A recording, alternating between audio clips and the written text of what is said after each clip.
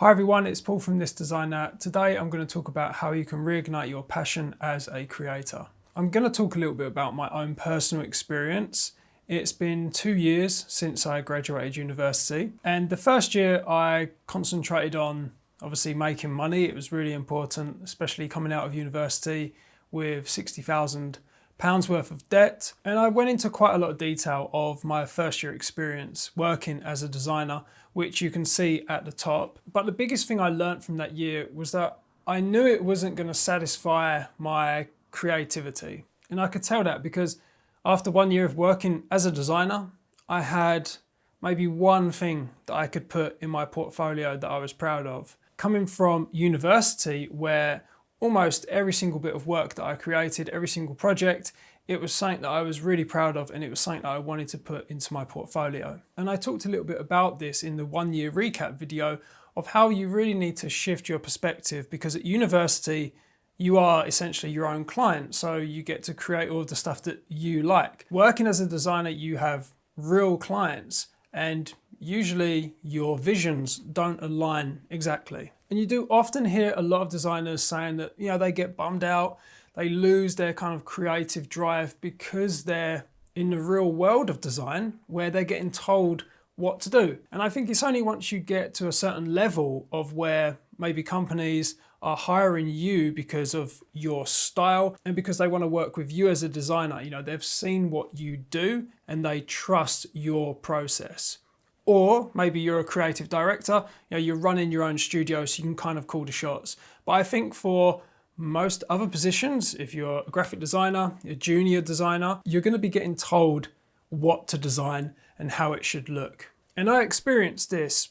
Most of the stuff that I did in the first year, if I'm being completely honest, was brain dead stuff. I'm talking, basic marketing materials, brochures, interface design, websites. I didn't really feel like I was pushing about boundaries, and not that every single project has to push boundaries, but I didn't feel like the feeling that I got when I was at university and I was designing, where I was exploring techniques, I was exploring processes. Random accidents actually resulted in really interesting results, and I liked that. So what do you do if you're a designer and you feel like your creativity is being sucked out of you every single day? Well, there's a few things that I've done this second year after graduating that have really improved my life as a designer, and I'm going to share those with you now. So the biggest thing for me is to have side projects, and not just side projects, but ones that have real world outcomes. A really good example of this is my music labels. I've been running them for quite a few years, but now I'm really starting to see as how they can help with my creativity and keep that passion going.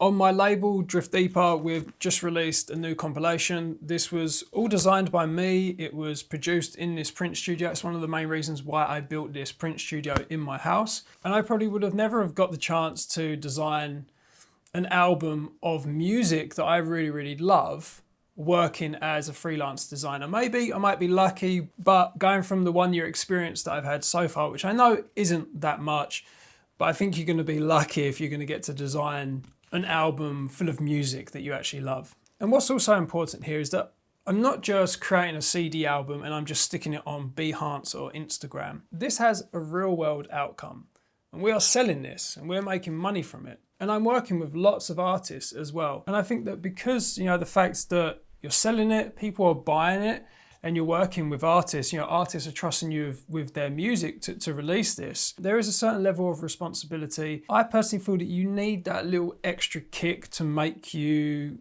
just keep on designing and working outside of your normal day-to-day work as a designer. If you've got no one who is waiting for something, if you've got no one who is going to be giving you their hard-earned money for it, it's difficult to get the motivation to keep on doing it. That would be my biggest tip. Don't just come up with a project, but try to come up with something that perhaps is going to help someone else, or maybe you're going to make money from. And it's easier than ever to sell stuff online. There's lots of platforms out there. There's Shopify, you can set up your own e-commerce store.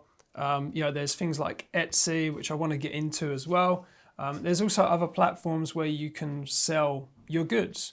So there's really no excuse not to try it. And also you might be pleasantly surprised. you might make a little bit of extra income. As a freelance designer, it's really important to be diversifying your income streams as much as possible so you don't have to rely on that commercial work that might not be the most engaging. And obviously the added benefit is that I was the designer, I was the creative director, so to speak. It was a lot of fun producing this and a lot of fun experimenting with different processes. I got to experiment with hot foiling, and I got my foil press up and running finally.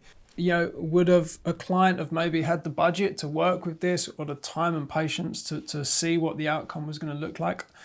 Maybe not. This was one of the first things that I've made recently where I'm like, yes, I want this to go into my portfolio. I can't wait to show this off. So number one relies on you having a passion or something that you can easily get into. But let's pretend that all you love is graphic design. That's all you know. What would you do then? I think what I would do is I would start doing some courses. So we're really lucky in this day and age to have YouTube, we've got Skillshare, we've got Creative Live, we've got Udemy, Lynda, the list goes on of the learning platforms and the amount of content that you can learn out there. So have a look on those websites, take a look at some of the projects. They're really good because it's like going back to school. You have video content that you can follow and you essentially get handheld through a project.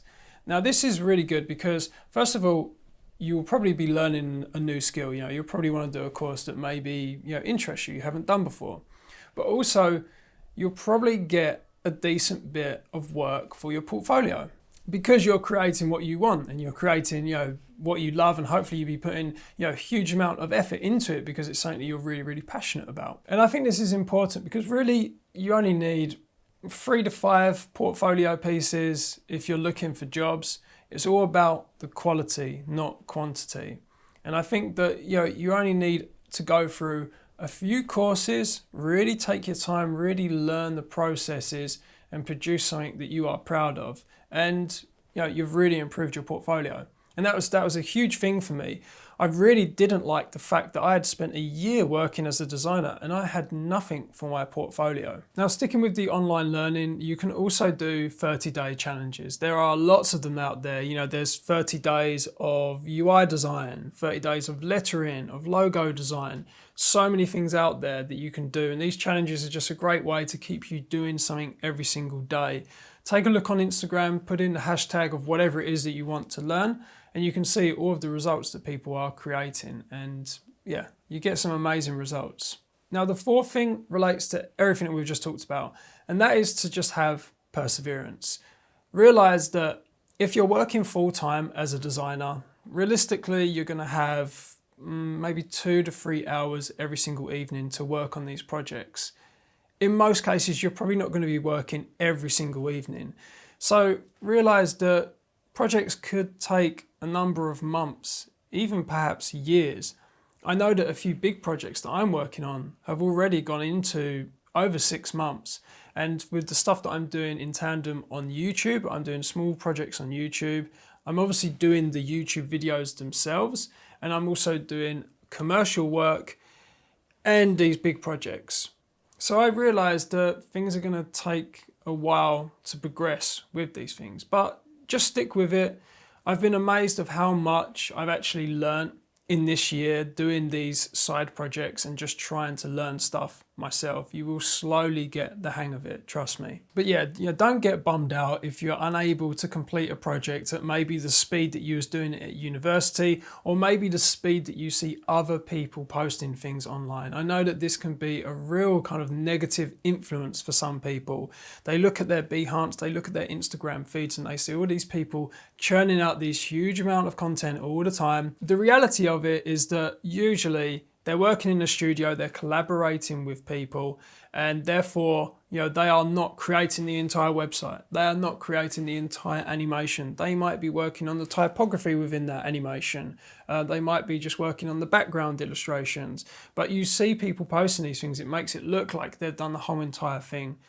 Usually that's not the case. If it's a very, very high quality piece of work, there are usually more than one person at play with that work. So don't get bummed out. If you're the sole designer of a project, like I am for many of my projects, it does take some time to get the parts, to get the processes in place, to learn about the technologies and the tools that you need for things. Lastly, you need to realize that there are going to be some downsides. So after the first year of working as a freelance designer, I decided to take a step back. And this second year, I wanted to concentrate a little bit more on YouTube. I wanted to try and get a video out every single week.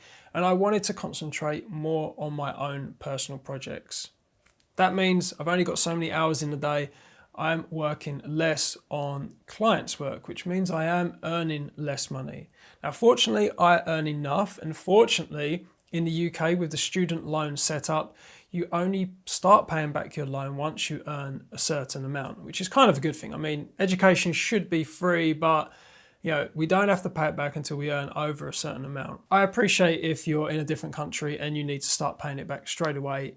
It's very, very difficult, but you need to realize that, there are going to be some decreases in your income, and that's fine as long as you are aware of it and you can work around it. If it was the case of maybe earning 30 or 40% more and using all of my time working on clients' work and having the experience that I had in the first year compared to this year, where I've been able to get projects out that I'm really, really pleased with and projects that I want to put in my portfolio, I would certainly take the hit in income, because creating things that I am really proud of is the most important thing to me. So I just thought I'd share that personal story with you. It's how I'm keeping that passion alive with working in design and as a designer. If you've got any questions, or if there's anything that you do that I haven't talked about that helps you to keep on going with design, please feel free to share it in the comments below. Remember to like and subscribe, and I'll catch you all later.